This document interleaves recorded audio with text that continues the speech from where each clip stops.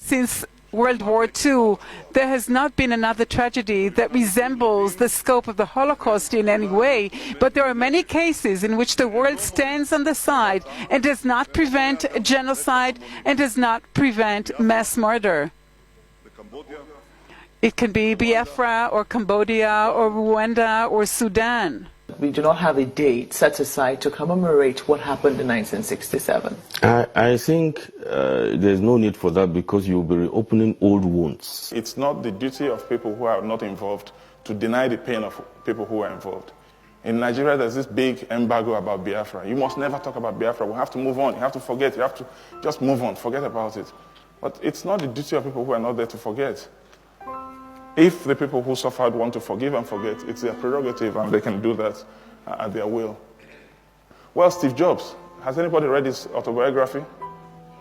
Yeah, he stopped going to church because he read about the Biafra War. He said, if Christians can do that to people, why should I worship that God?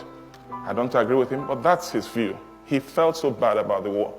Bernard Kouchner, former French foreign minister, remember him in Kosovo, digging every last bone to understand what happened in Kosovo. But where did he start? He started in Biafra. He was there as a Red Cross volunteer. He resigned from the Red Cross. He said, we can't be impartial in such a situation. He founded Médecins Sans Frontières, MSF, because of the Biafra situation. And that's what Biafra did to him. John Lennon returned his MBE to the Queen because of the Biafra War. As a protest against violence and war, especially Britain's involvement in Biafra, which most of the British public aren't aware of, because all the press, TV and radios slant all the news from Biafra. All the stuff I learnt on Biafra from journalists, off-the-cuff folks, is a different story, and I began to be ashamed of being British. And I'm a patriotic nationalist, if the truth were out, and Yoko can vouch for that.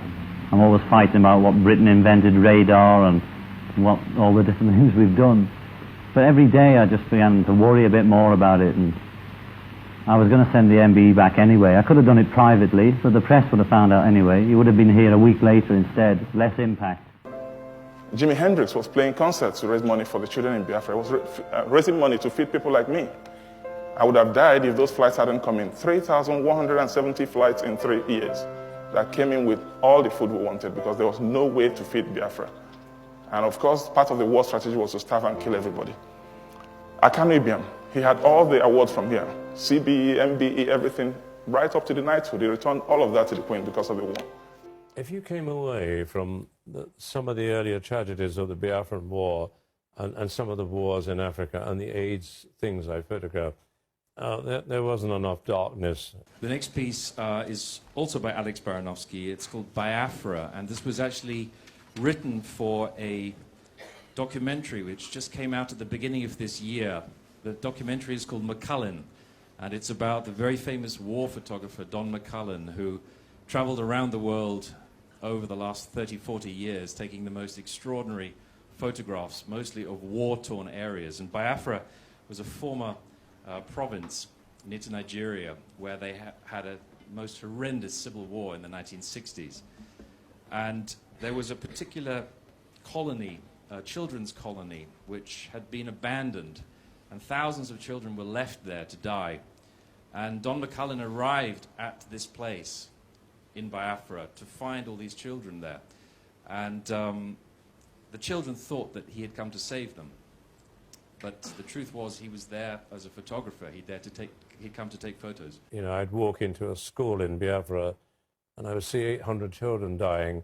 And as soon as they saw the white man coming, you could see they thought there was some hope at the end of the tunnel. And what did I bring them? I brought them 2 Nikon cameras around my neck. And I saw these children dropping down and dying in front of me. And you know, we live in a world now where the media isn't that particularly interested in the real tragedy in our lives. You feel that? I'm convinced it is. And it was something that he just never really got over, never really recovered from.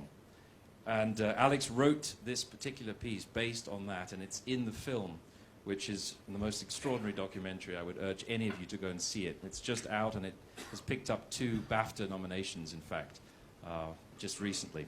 So this is Biafra by Alex Baranovsky.